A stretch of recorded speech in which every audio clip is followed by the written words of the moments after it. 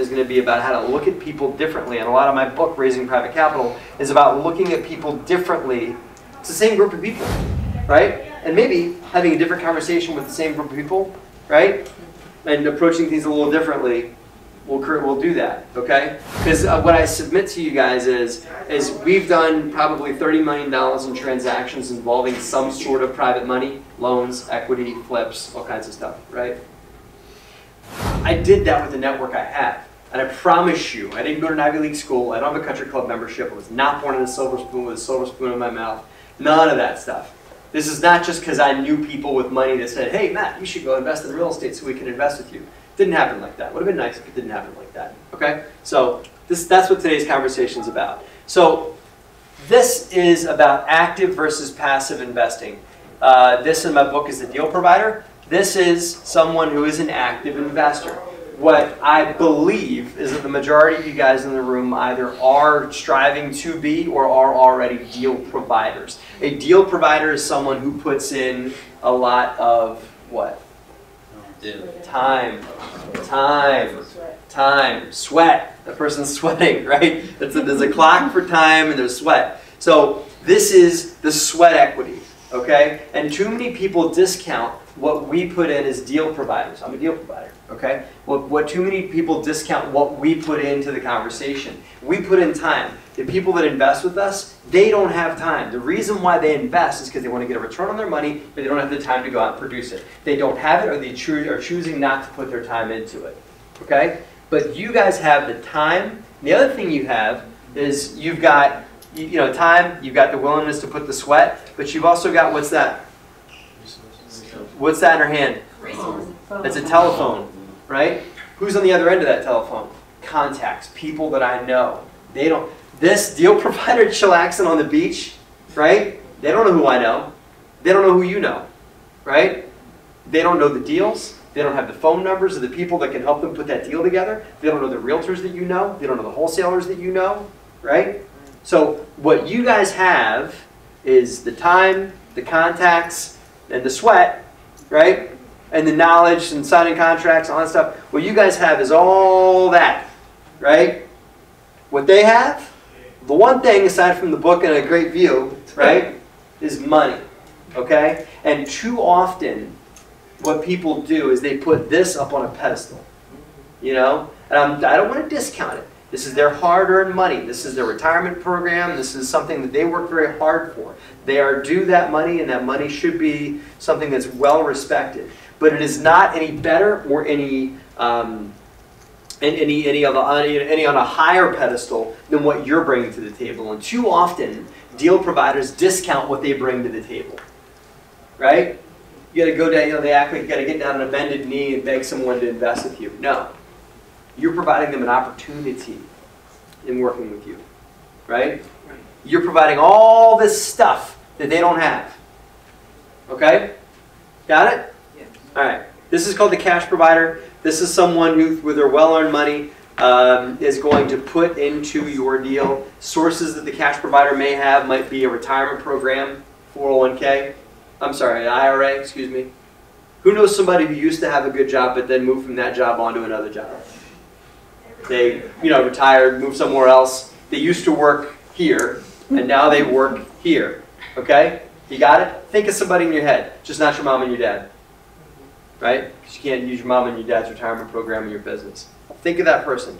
What they had, and by the way, Starbucks has a 401k program. Everybody, like if it's a publicly traded company, they most likely have a retirement program if you're high up enough in that company. Okay, and most non-publicly traded companies have them as well if it's more than like 5 or 6 employees. Okay, so if you know the person that you know that you're all thinking of right now that used to work for that company that had a retirement program, that 401k, okay. That 401k now, because they're not working there anymore, can get rolled into an IRA. It is an IRA, right? They can take it out of the, the con job mutual funds that they have with the company right now. They can sell those and transfer it into cash, and then that cash can get help with a self-directed IRA custodian, okay? That IRA custodian can then allow them to loan the money to you, and you can pay them a flat rate of return on their money, okay, versus whatever it is they're invested with. that's goes up until it doesn't anymore, right? Because what's the stock market going to do tomorrow? We don't know. I don't know. You going to pay if you borrow money from somebody, you going to pay them back, right? Probably. You better, because they you know why you better? Because they have collateral. They have collateral. Okay. If they invest in Microsoft, okay, and Microsoft goes down, can they go and take the CEO's house? No. They can take yours though. Yeah. You know. And I want to go back to them. Right. More money. Right. You want to go back to more money, right? So, okay, that's that. Why do they need each other? Okay. Why? This is the deal provider. Why does the deal provider need the cash provider? Shout them out. Needs cash to do the deal. Got to do more deal. Yeah. Well, could you? We talked briefly before about taking out credit card loans, getting started, stuff like that. Could you do deals without private money? You could. Yeah, you could. Don't be like, no, I couldn't do it. You could, right? You could figure it out. You guys are resourceful. You know, you can figure it out. So, why do you need private money? If you can do deals without private money, why do you need private money? Gives you more money. More deals. Better rates. More deals. Can do it. Probably not better rates. Can do it. You know, you're gonna pay. It's not going to be 4%, mostly unless you're a really good negotiator. But the rates are going to be expensive. But it's more money, which leads me to be able to do what? More deals, right? I can access bigger deals, more velocity. I can grow, right? Why do they need us? Resources. All that stuff, all the hands. They need my contact. I'm not going to give my contacts, but they need me to go to my contacts and find them deals, right? They need my time, my contacts, my Specialized knowledge. Yes. They need your hustle, right? It's not that they don't know how to hustle. Some of these people work 80 hours a week, but like some of the people that invest with me are like doctors, people that went to school like beyond high school, that went to school for another 10 years. Why they would do that, I don't know. But they went to school for another 10 years. If they left that job to go and do what we do, that's 10 years of their life down the tubes, man. You're probably better off staying and doing what they do, you know? So they need us so they can access stuff like this, right? Remember what I said. What's the stock market going to do tomorrow? The biggest problem that somebody like this has is trying to retain the wealth that they have and try and grow it. They've been blessed. They've been lucky. They've got a lot of these $100 bills, and they don't know what to do with it. They want to buy more stock of that company that could go down. You know, stock market's been doing this for a real long time, right? You know, it's due at some point. I mean, I know this isn't like the roulette wheel that, like, you know, the double zeros do. You know, not like that. Not like it's really due. But like, who knows what the stock market will do? It could go up for another 15 years, or it could, you know, take a dip. They need other places they can put their money. They need you. You got me? Okay? Questions so far? Cool. Private money is a true win-win. Don't forget that. That they win just like you do. They're not doing you a favor. They're not helping you out. They're not, you know, I mean, you know, they're helping you out, but you're helping them out too. Okay? Don't discount the win that you give them. All right, so now we're going to talk about passive investment vehicles, because what a deal provider provides is a passive investment vehicle to a cash provider, okay? And you want passive folks that are willing to invest with you somewhat passively, where they put in less time or no time at all into a project that you're involved in. You guys with me? You don't want the doctor that's working 80 hours a week to view himself as your business partner. There's a lot of reasons. You guys need to be able and empowered by them to do 99% of the doing. Okay? So, turnkey deals. Somebody know what that is? Somebody know what a turnkey is? Somebody explain it to me. You buy it and then you start making money immediately. Who does? Who buys it and starts making money immediately? Buyer. The who? Who's the investor? The deal provider, cash provider. Which one? Deal provider. No. The cash provider is the one that buys it and starts making cash flow immediately. What the deal provider does is the deal provider, what you guys can do is to sell that vehicle to them, right? You can walk up and say, here is a duplex that, you know, has 2 tenants in, it's been fully renovated, has a certificate of occupancy, right? You know, and here's the tenants, everything's clean, here you are. you know? And with debt on it, it will produce an 18% cash on cash return. You know the song and dance with the company you work for, you know, right? Behind you. I don't want to say your name, you know, you're on YouTube, so.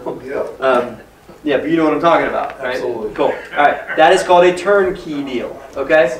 There are other passive investment vehicles called small equity, and then there's big equity. We'll talk about both, right? We'll talk about private loans. This one right here and this right here are the two places that I suggest, if you guys are just looking to get started in private money, these are the two you should talk about. And this private loan thing, if you guys want to talk about it during Q&A, this is the way you make somebody a millionaire. If they want to work with you, you know, give me a self-directed IRA and enough time, and I'll show you how to make somebody a millionaire. Anybody. Doesn't matter who. It doesn't matter how much is in the IRA.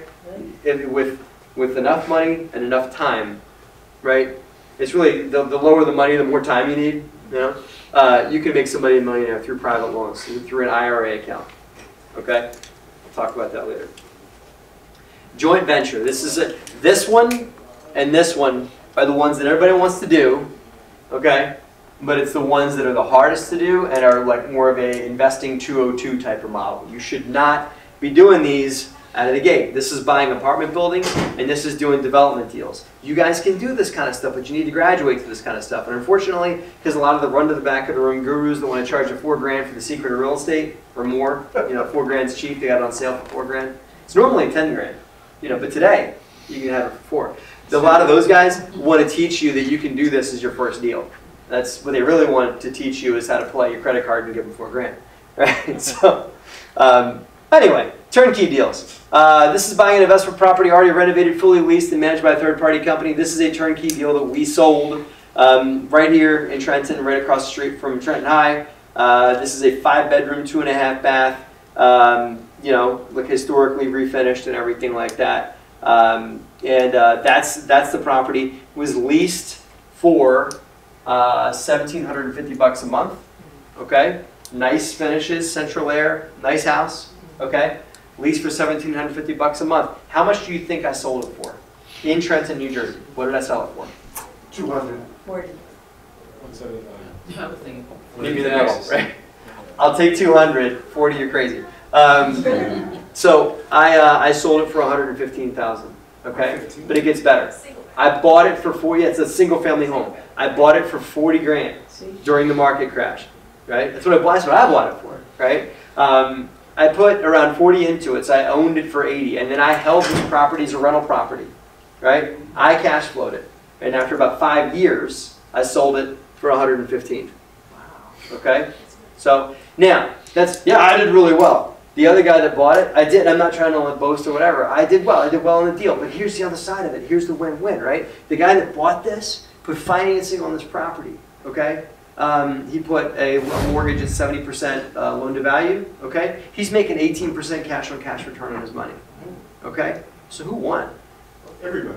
We all did, right? I didn't take advantage of anybody. And it appraised, by the way. And if you guys are going to do turnkey deals, don't be one of these shysters that are out there won't let people get to appraisals, you know? Because there's a few of them running around that won't let people get appraisals on their properties. The reason why they'll do that is because they know that's not going to appraise. That, oh, I'm selling it to you on cap rate.